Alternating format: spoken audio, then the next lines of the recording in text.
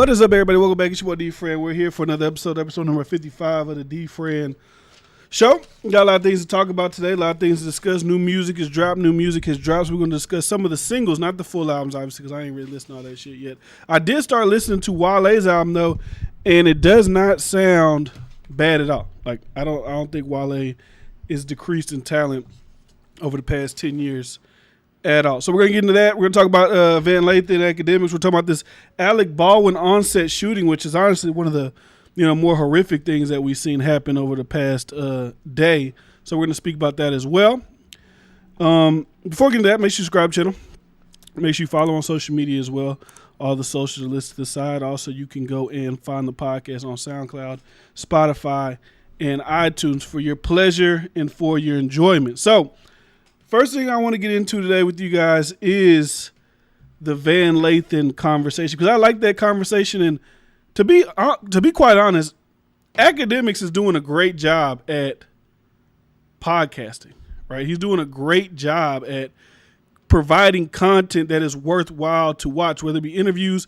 Honestly, the lane of interviews is more entertaining than him by himself. If it's him by himself, he could do Twitch or do whatever. So he had Van Lathan on, right? I like to really see music industry people or people that are in the podcast space, behind the scene people, more than rappers and shit, because the people that are behind the scenes will give you more personality, will give you more content than most rappers do, because a lot of rappers like to try to act cool and things of that nature like that, right? So, and Travis, we're going live tonight with the podcast, 11 o'clock at night tonight on Central Standard Time. So if you're up, we'll be live tonight at 11 o'clock for that podcast. So anyways, Van Lathan and him had a discussion, right? They were discussing the BET Awards, and they were just talking about why should you as a new media person feel a certain way about old media when new media is the real one that is creating the conversation, creating the wave.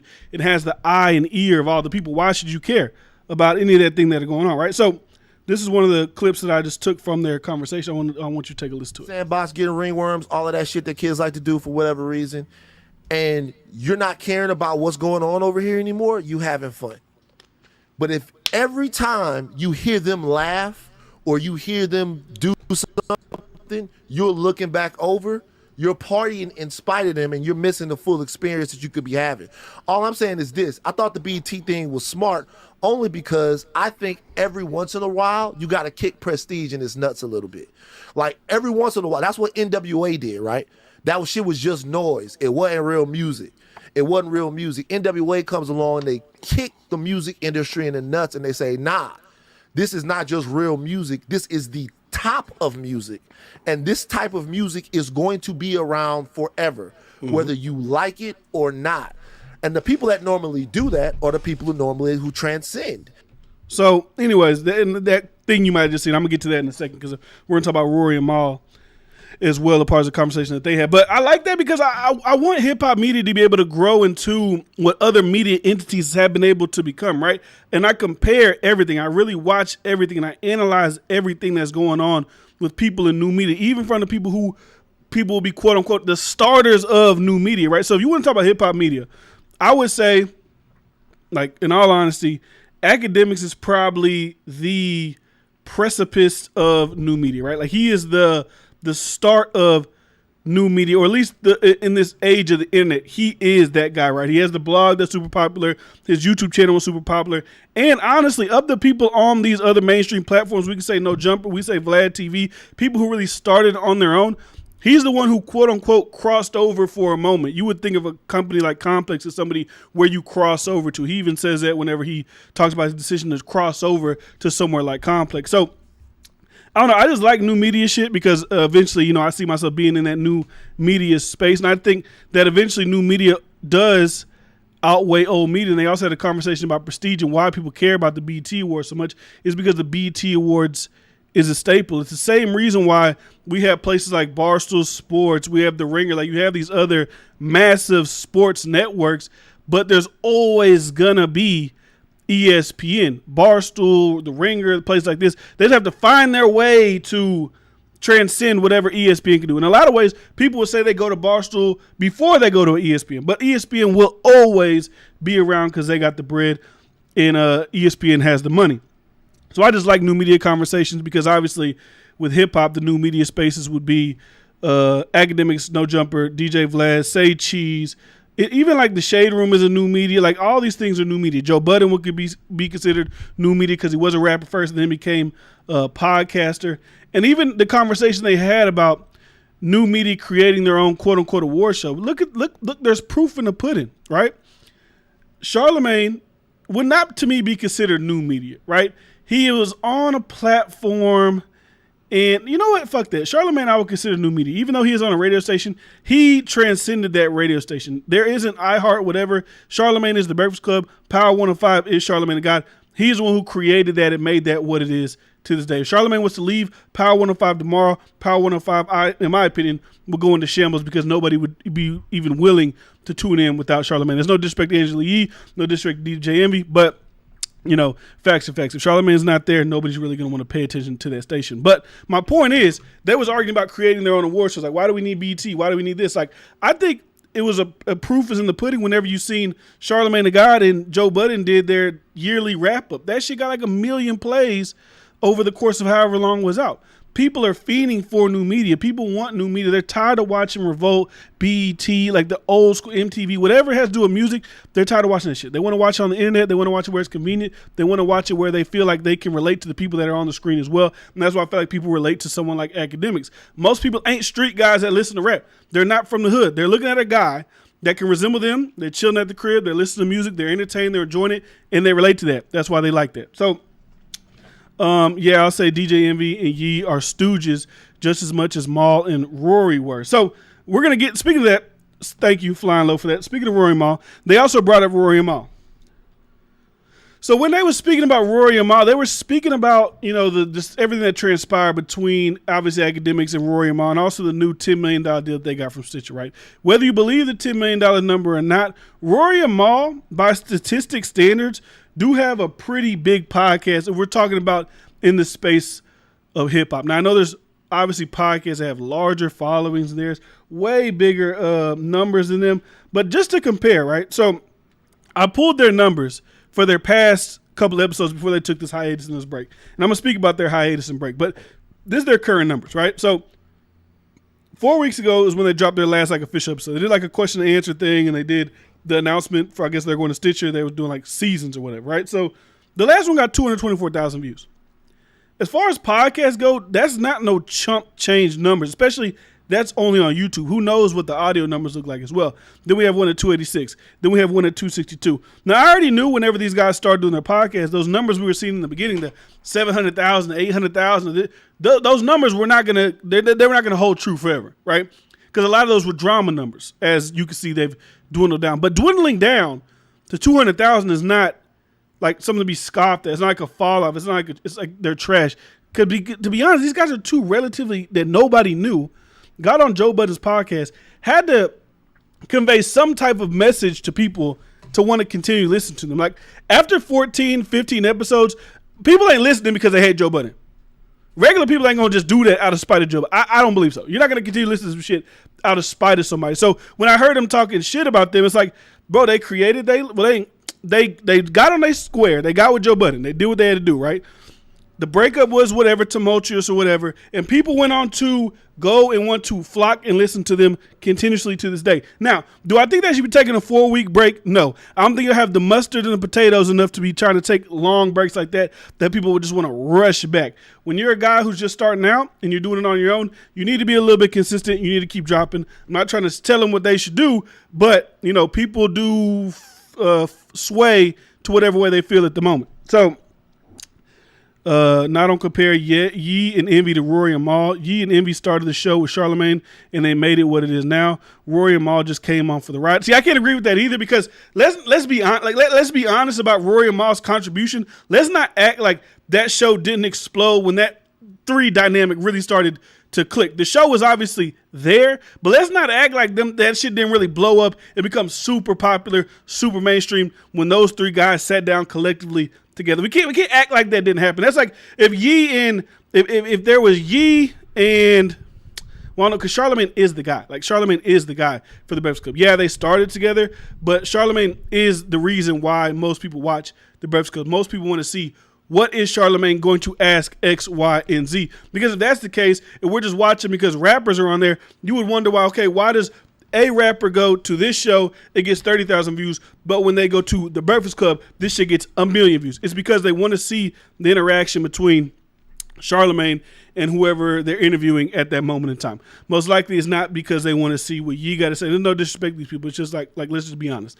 They don't really care what Ye got to say. You can even see the way that the camera's positioned now when you watch Breakfast Club interviews. It used to be from over here, you see Ye, you see the guest, you see Charlemagne in the corner, right? Now it's like we're focusing on Charlemagne and the guest. If she chime in a little bit, we'll go real quick, and then we back to Charlemagne, and we back to whoever is being interviewed. So like we can't really compare those two, because I do feel like that dynamic between Joe, Rory, and Mal is the reason that the Joe Budden podcast was so great. Now, not to diminish Joe, because Joe is extremely talented. Joe Budden is great at what he does. But you see the numbers. These guys are pulling more views than Joe Budden is pulling at this moment per episode. Now, to be fair, Joe Budden drops 2 episodes a week. He drops shit on Patreon. So maybe his views are more scattered out between whatever. You know, people can't keep up with 2 episodes a week sometimes. And Rory Moss is one time a week, so people really can hone on that. That could be the case as well. It's not they're blowing him out of numbers. I think the last thing I see for Joe for his last podcast, I was out for a full week, was like 197. And then obviously I seen theirs, it was like in the 200s. So it's not like they're blowing him out the water. But there is something to these 3 people being together. And I think it's probably one of the most tragic breakups we've ever seen. At least in media, I can't think of any in media that I've seen of a group breaking up, especially when you feel like they're like in their height. Like these podcast deals happen with them first, but now we're getting to a space where people is getting like really big bags from podcasts. Now I know Joe wanted to go his route and do what he wanted to do, and he wanted to, stay go the independent route and try to make money with Patreon. And these guys wanted to probably do it a little bit differently, but still, I'm not gonna sit here and act like. This is my personal opinion that I loved the show when it was those 3 guys together. Regardless if you think Maul had a super opinionated response to whatever, he had overwhelming opinions, or you think Rory had the greatest opinions, the greatest takes. No, it was the friendly banter that people loved. And then you sprinkle in the great insight by Joe Budden. Like there's that, and then there's the banter around everybody. So, man, the JBP Spotify era was can't miss. 2 episodes a week. Man, the good days. They about to start dropping twice a week with the new deal. So if they start dropping twice a week with the new deal, and they also dropping on YouTube, then we'll see if those numbers hold steady at 200,000 plus. Maybe it'll be spread out between. Maybe, it'll go down to like 150. It just depends on how people want to consume them on a weekly basis. So my point with that was, Akademiks was really trying to harp on Van, like, say it's trash, say it's trash, say it's trash, say it's trash. I'm not going to sit here and say that their podcast is trash, or, it's not as good to me, because I've always had a time when I would just be like, this is trash, or this isn't relevant, or this is whatever. And then they have the numbers to back them up. Just because I think something's trash doesn't mean an overwhelming majority of people think something is trash. I try to really go with the wide varying opinion of what most people would think about something. You can't like objectively look at something, see that it's pulling 250 a week on a podcast. This isn't music. This isn't like first time clicks. Like people are going to go listen to these guys and say that that's trash, because there's so many people that enjoy that type of content. Because people could easily look at Akademiks and be like, oh yeah, he's getting 300,000 views, but he's trash. Like you can't really do that in that space. So Vlad, Adam22 are overrated. Shout out DJ Bugsy. Coming up, man. We right now, DJ Bugsy, we the guys, we on the come up. We're gonna be in that conversation one of these days for sure. So anyways, the dynamics of Rory and Mal's podcast are very interesting. Even when they are quiet, they're still being marketed by media. So Joe can still get over 50 million if he wants, but he wants to own the pod. Now I don't know if that's true at this moment in time for Joe Budden. I don't know if he can get 50 million right now, because the numbers aren't as big as they used to be. Like think about when it was Rory and Mal on the podcast with Joe, just on YouTube. Like we can't really see his Spotify, because like Spotify numbers, SoundCloud numbers, all these numbers are different, right? You don't get to see these all accumulated in one spot. But YouTube numbers, we can see the YouTube views, right? So when Rory and Mal were on the podcast, they was pulling like 500, 600 views off of YouTube. So you can only logically think, in my opinion, if the YouTube numbers fall from 500, 600 to 190, 200, depending on what they discussed, and maybe it could be a little bit higher, to drop off by at least 300,000, you would also have to believe that the audio numbers are dropping off as well, and the audio numbers aren't as huge as they were at that one point, right? Like you would just assume that. So the bag that he could get before probably ain't like what if Fat Joe say today's price is not whatever the fuck's tomorrow's price. That could go both ways. Like the 50 million price is not now the $20 million price that you had before then. So, we can't go into other cultures, have big presence in media.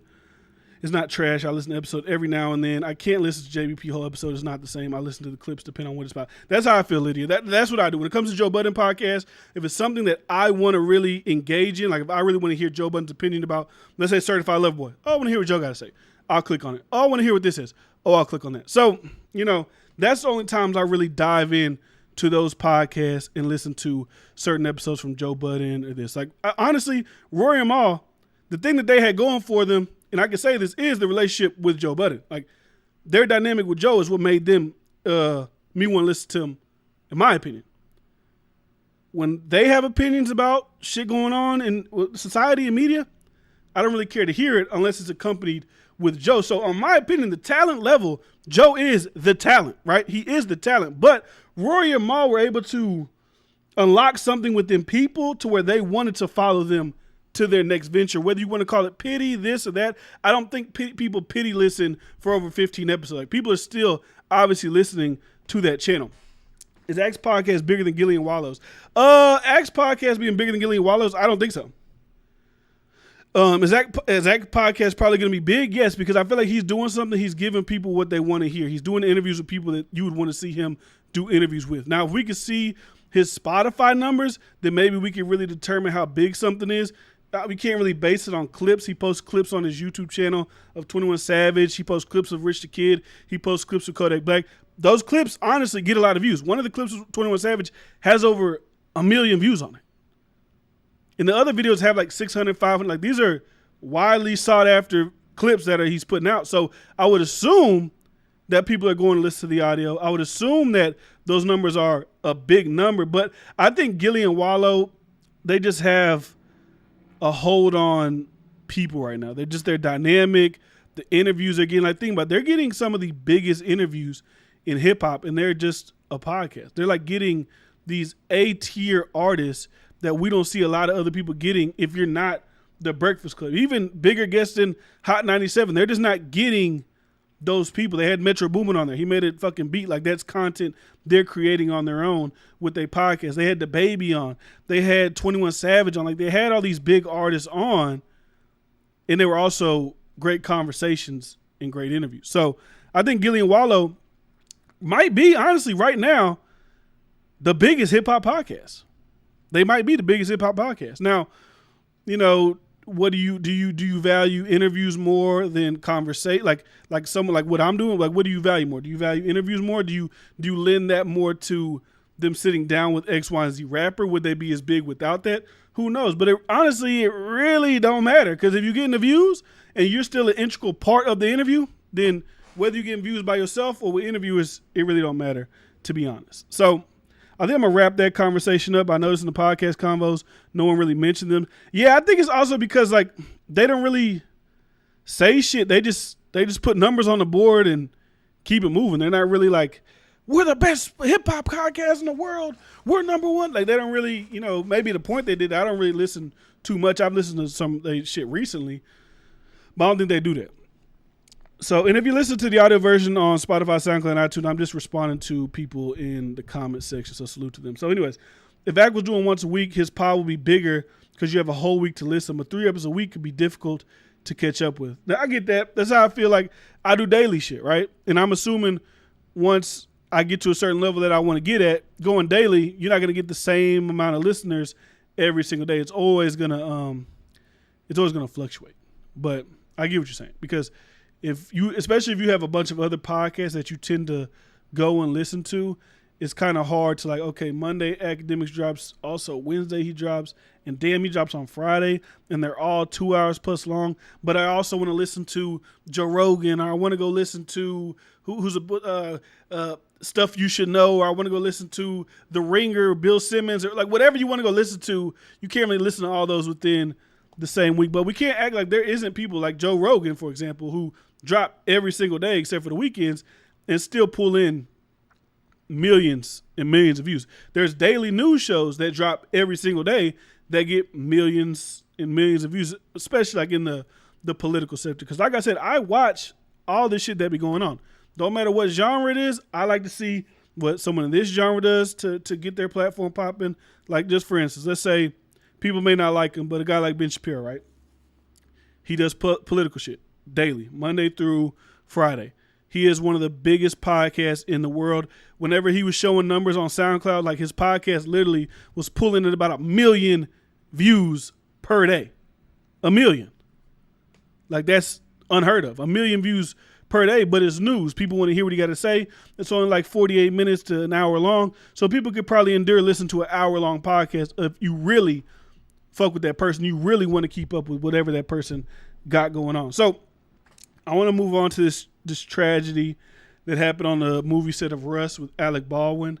And it's really it's not to say it's a common thing that happens, but it's happened to another significant figure as well in the past. So if you didn't see, Alec Baldwin shot 2 people on a movie set with a prop gun, and he thought it was not loaded. So this is a little just portion from a segment that they talk about. So from ABC News, 2 people were shot after a prop firearm was discharged during filming. Authorities said Baldwin fired the prop gun, striking the film director Joel Souza and director of photography Halian Hutchins. The sheriff said in a follow-up statement Thursday night. So he shot 2 people. And the director is fine. The director is out of the hospital at the moment. But tragically, Helena Hutchinson did pass away from the gunshot wound. So I was seeing this and I'm like, prop gun? What aren't prop guns not real guns? What are y'all loading it with? Is it real bullets? Is it not? So apparently they do load real bullets in these guns sometimes, and they just handed it to him. They say, hey, here's a prop gun.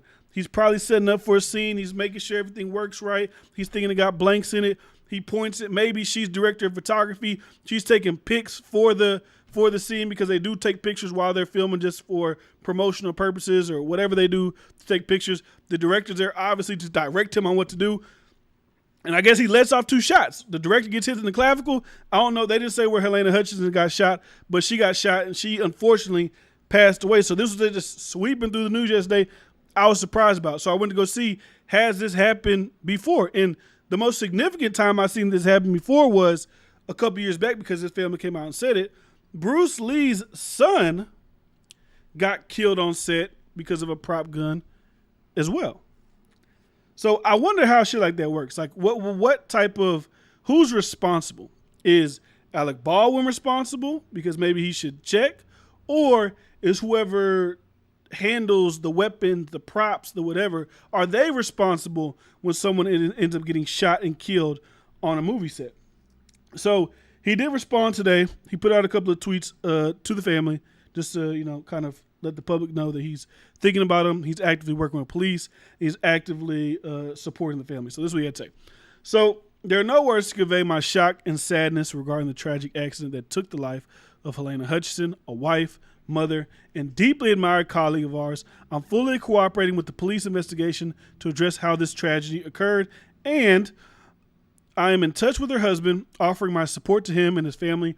My heart is broken for her husband, their son, and all who knew and loved Helena. So I do wonder,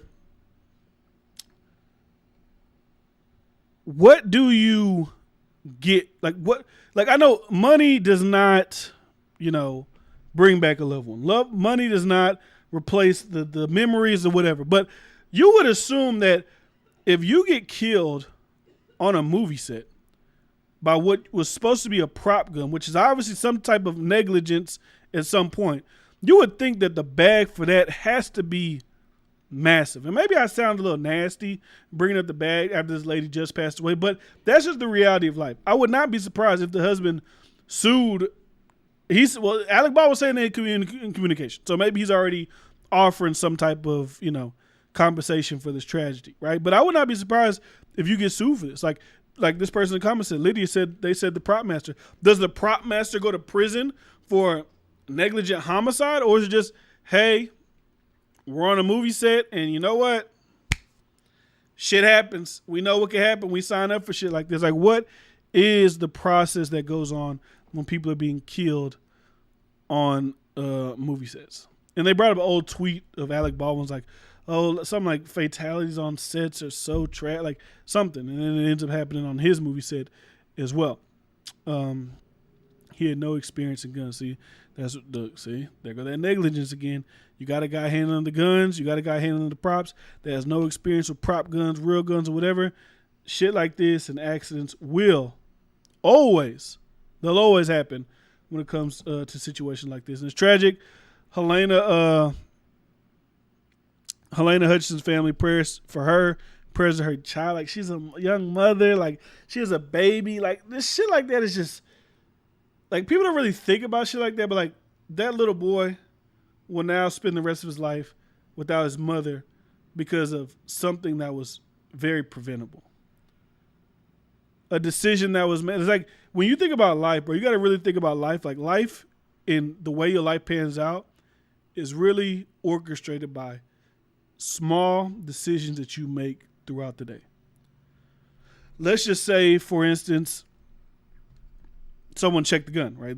That's obviously the first thing, right? But it's like the position of you in the shot. Maybe you're like, okay, I want to get a shot from you from the side while you shoot the gun instead of I want to get a shot of you in the front. And this is all speculation. I don't know where she was placed or where this was at, but like just choices that get made in life that end up determining your outcome is just like, when you think about life on that level, it's just crazy to think about. It's just like when you see an accident that happened in front of you, like, oh, this person got hit. Damn. Imagine if I would have left the house 1 minute earlier. That could have been me because this person was driving recklessly, or this person was doing this, or this person was doing that. Like, life is just a long span of tiny moments and tiny decisions, and certain situations can get you, you can get you out of there.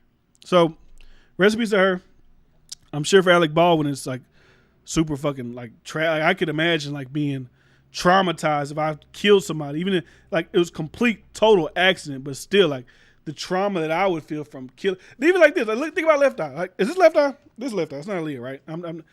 It's Left Eye. I'm fucking with you. But anyways, is it Left? Yeah, it's Left Eye. Fuck it. They all look alike. Whatever. But anyways, even like Left Eye. Imagine if and her situation is crazy because it's like the car crash was it Costa Rica? She was like seeing Dr. Sebi at a retreat or something. Like, she's the only one in that car crash that died. But let's just say, you know what? I don't feel like driving into town today.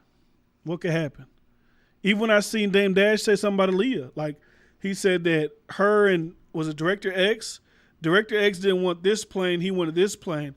But maybe if Aaliyah would have got her way and she would have got on Director X's plane and that Director X would have got on that plane, then, Aaliyah would be alive, but unfortunately, like, life is just a bunch of small decisions that, can either be great for you because you can hit a lick off being in the right place at the right time, or something tragic could happen and ruin your life for the rest of it. So, like I said, recipes to her, and salute to everybody that, not salute. What the fuck I say salute? My bad. Not salute, but prayers up for everybody involved in that situation. So, I do want to talk about some music real quick because some music did drop today. I'll get to music in a minute. No, fuck that. Stay on the music. So anyways, music dropped today. Moneybagg Yo dropped his grab the first black woman on t-shirt to show support for black women. You ain't fooling me. Nah, we fuck with, what you mean? I got Rihanna right here, big homie. Like, every day we supporting black women. What you mean? We got the Queen Rihanna right here. She there every show. What are you talking about? But anyways, music dropped. Moneybagg Yo dropped Gangsta Pain Reloaded, and he has a couple of tracks. He dropped a video, Switches and Drakes with Lil Durk and ESTG. Once again, Moneybagg Yo is positioning himself to have an MVP-like year, in my opinion, right? So he dropped his album and did 110 first week, but it continued to grow because he was putting out great music within that album space, right? So he had Waukesha that did good. I think Time Today was on that. Let me see. Let me pull it up because I want to be accurate when I'm talking about this Moneybagg Yo shit, because I'm happy for somebody to be grinding for so long and then to finally, maybe it's just timing. Maybe everybody who's supposed to drop didn't drop, but like it's set up for him to have an amazing year this year, right? So Go with Big 30 is a good song. Shot went big for him. Time Today went big for him. Like, he just had songs on his album that went big for him, and now, he's reaping the benefits of it. He's one of the biggest artists in the world right now. He's got like top 5 this year at least. If you listen to music and Moneybagg Yo's not top 5 in your opinion, then I don't really know what you've been listening to. But there's that. So also Lil TJ, Fabio Foreign, and K Flock from New York dropped Not in the Mood. It's a really good song. You should go listen to it. It dropped today. They got a video that accompanied it. They guaranteed 1 million views first day. It's been 13 hours so far. It's already at 700,000. So there's no doubt that it's most likely going to hit 1 million views. It's just a typical New York drill sound created for Fabio, but Lil TJ is obviously the artist on it. I really don't fuck with Lil TJ's voice. I don't really like that. Yeah, when I'm in this spot, I don't really like that whiny sound and shit. So it's not for me. But Fabio Foreign also, we're talking about features. Fabio Foreign has been putting up numbers this year as well in regards to music and things of that nature. So that's really it. I ain't listened to Wale's full album yet. I don't know what Floor and 2 has in store. I listened to like 4 songs off it, but the 4 songs that I have listened to, I have enjoyed. And I think Wale doesn't get the respect that he deserves for being a musical talent because of whatever. I kind of spoke about yesterday why his career probably didn't pan out the way that it should have. So, hey, she black. I don't know where she from. I don't know what she believe in. She a black woman. So anyways, let's watch this teacher. So there's a teacher that was going viral. I actually seen this video, just a snippet of it, right, on social media. And I was like, bro, there has to be more context to this. Why is this teacher acting this way? Why is this teacher doing what she's doing? But it seems to me there's no really rhyme or reason, especially when I realize she's not a history teacher. She's a math teacher. So the thing that she's doing does not make any sense. So let's take a look at this teacher, and you let me know what you would do if you was in this teacher's class and she started wilding like this.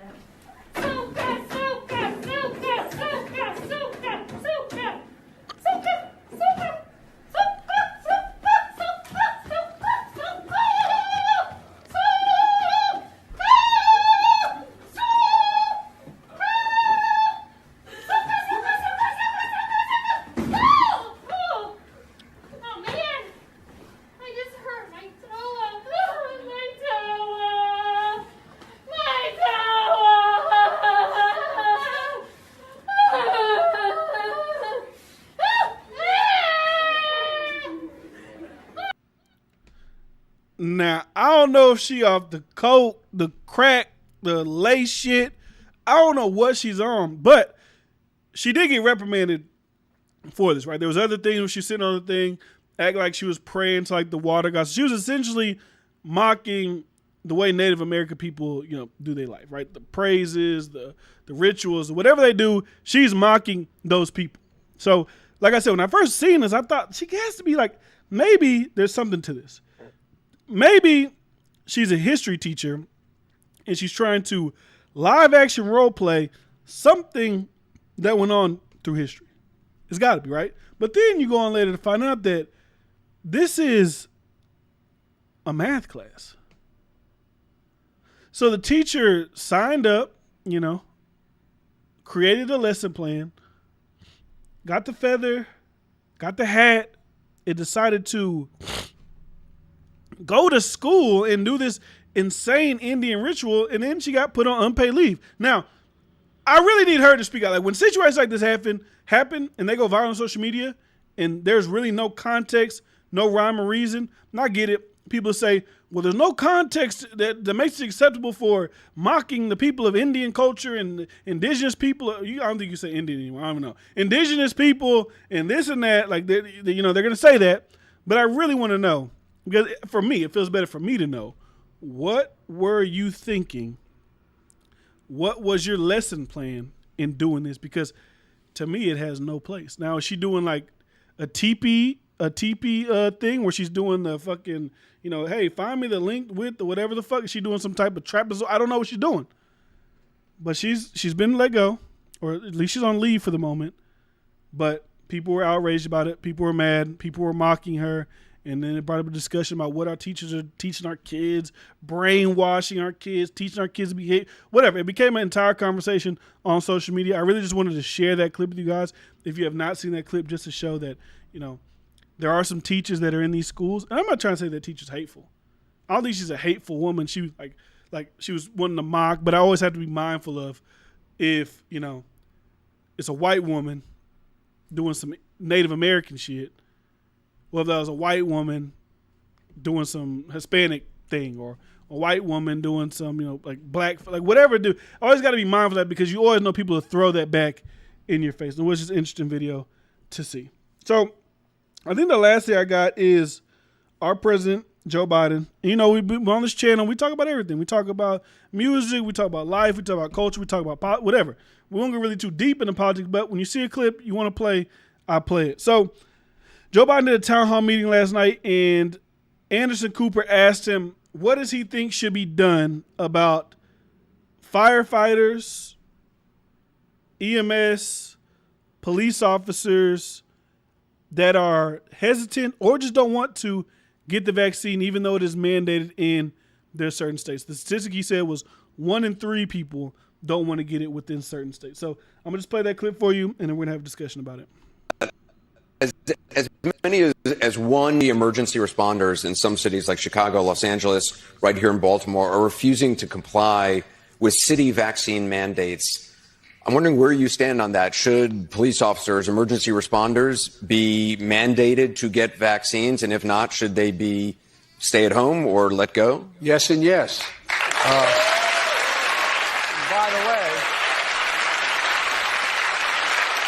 By the way, I waited until July to talk about mandating because I tried everything else possible. The mandates are working. All the stuff about people leaving and people getting it, you have everyone from United Airlines to Spirit, all these airlines. We're not going to get all 96, 97% of the people have gotten the vaccine. All the talk about all these folks who are going to leave the military if they're mandated. Not true. You got about a 90% vaccination rate. I mean, so the idea is that, look, the two things that concern me, one are those who just try to make this a political issue. Freedom. I have the freedom to kill you with my COVID. No, I mean, come on. Freedom.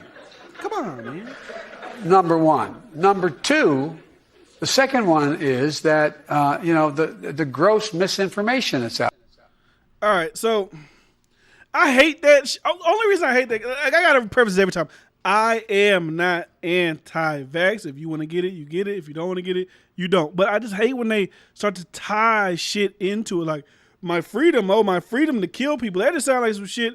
They ran down the ringer. They're like, hey, what's something that Joe could say on TV? They're trying to kill you with their COVID. They want to keep, because you see news people continue to say they want to kill you with your COVID. They want to kill you with your COVID. But it's like, come on, bro. Let's be honest. People who don't want to get the vaccine, and if they are, they're idiots. People who don't want to get the vaccine are not saying that nobody should get it. Everybody do this. No, we hate you if you got it. You do this, you do that. Now, of course, with small sample sizes, you can find the people that do say that you're an idiot for getting the vaccine or whatever. But to think that, unvaccinated people are going to try to like do something to people who are vaccinated or have this in the back of their mind to do some people who aren't vaccinated is a little bit wild and it's a little bit crazy to me. When he says something like they try to drum up these things that people are going to leave the military, they're going to leave this, they're going to leave that. You're not doing something that people want to do, because let's be honest. He said he waited till July to do that. The vaccine's been out for months. Obviously, people weren't really in line with wanting to get it, but once you mandate something, most everyday regular people will get it because they don't want to lose their job. Even if they don't want to get it, they know they got 3 kids at home. They might be the only one that's working. It might be hard to find another job. Nobody wants to climb up the ladder. If I've been working somewhere for 7, 8 years, I got the rhythm down. Maybe I'm a manager somewhere. Maybe I'm doing this. You're just not going to jeopardize that for the vaccine. So he's saying it like, well, look, we mandated it and they did it, so it's working. Yeah, but why is it working? It's working because people are in fear that if they don't do it, they're going to lose their job. So I don't think that's like a thing to be proud of or a thing to pat yourself on the back. That's not something to where people did it because they willfully wanted to go get it. Because like I said, he said he started mandating shit in July. Obviously, all those people that weren't vaccinated at that point probably just didn't want to get it, didn't feel the need to get it, or just were not ever in the process of thinking about getting it. They just weren't going to do it. But then when you start saying you can't work at the hospital, unless you got it. All federal workers must get it. If you want to work, be a contract to the government, you must get it. Military, they vax them up to the.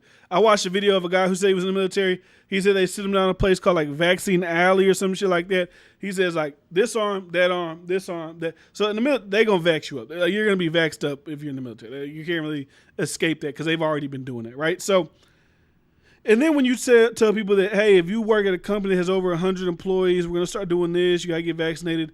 People don't know when that goes into effect, right? Because I don't even think it's officially went into effect yet. All people are thinking is, damn, if I don't get this shot, I'm gonna lose my job. I'm gonna lose my place where I live. My kids can't eat. They can't do this. I don't want to go find another job because maybe if I go find another job as well, it's gonna be the same thing. So in order for me to live, I'll just go and take it. And I'm not even sitting here saying like they shouldn't because, oh, it's dangerous. It's gonna do this to you. It's gonna do that. I'm not one of those people. I don't know the side effects of it. I don't know I don't know all these things people say that it does. I don't know these things. So I'm not going to be the person to tell you to take it or not take it. That's not me. But for him to act like, well, duh, the mandates work. Of course they do, because people want to keep their jobs. And then to say, hey, let's fire them. Yeah, the 1 in 3 that don't want to work, that don't want to be the part of the EMS, the firefighters, the police officers, these great men and women that everybody loves. Last year, oh my God, the heroes of society. Now, if you ain't getting in line with this, you got to go. To a certain extent, I can understand the hospital thing, right? Because most people in the hospital, at the time they're sick, so they're at some point immunocompromised. And maybe you don't want somebody to get in there that has COVID. But once we start seeing that there are breakthrough cases and people with the vaccine can still get COVID and pass COVID, it's kind of like, what's really the point? And then it just comes back to my point of, okay, so you're vaccinated, I'm not. I get it.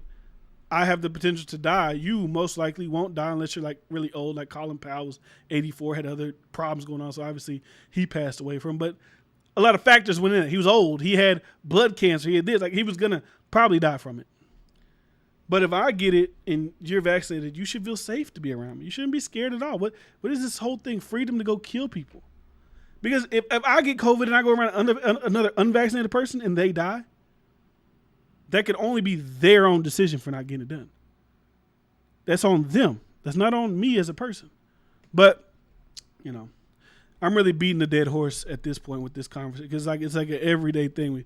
Kyrie, he gets run through the ringer. There's going to be somebody else who gets ran through the ringer. Like, it's going to continue to happen until they say, fuck it. You can't even operate anywhere without getting it. Even like New York. Like, you can't even go in stores unless you get it. So, like, what do you think regular everyday people going to do? They're just not going to get it because they don't want to go and survive and live. Of course they're going to go get it. Like, I just don't like how he touted that. Like, that was just like, once I did that, you know, people just comply. Like, they try to say people just going to get mad and quit their jobs and doing that.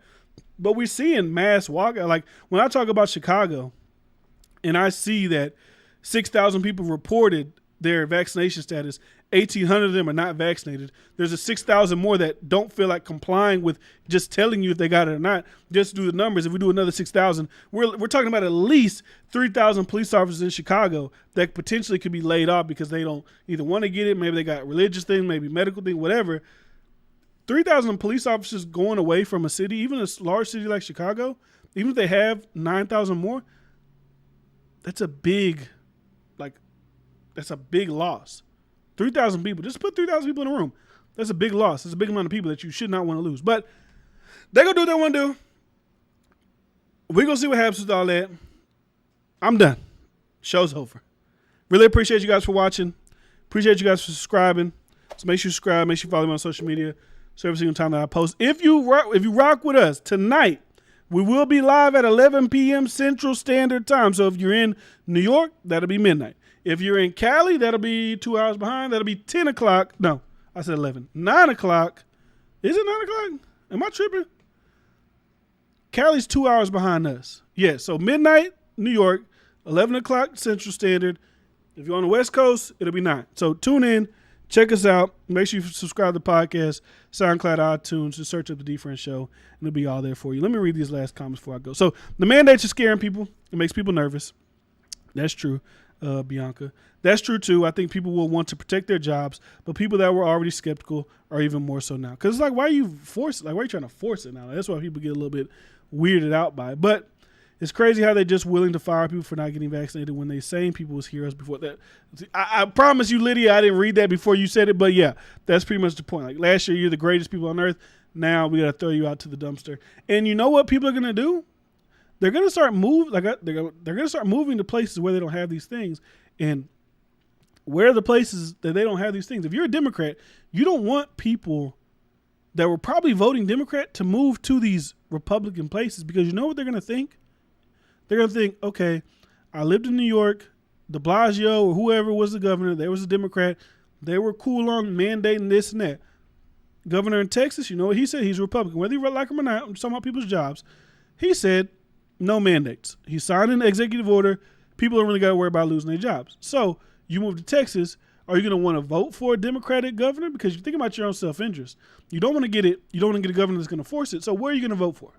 So as a Democratic strategy, I don't think it's the smartest strategy to keep pushing forward with this. But, you know, that's their thing. Whatever. So I got, man. Hope you enjoyed episode number 54 of the D Friends Show. No, 55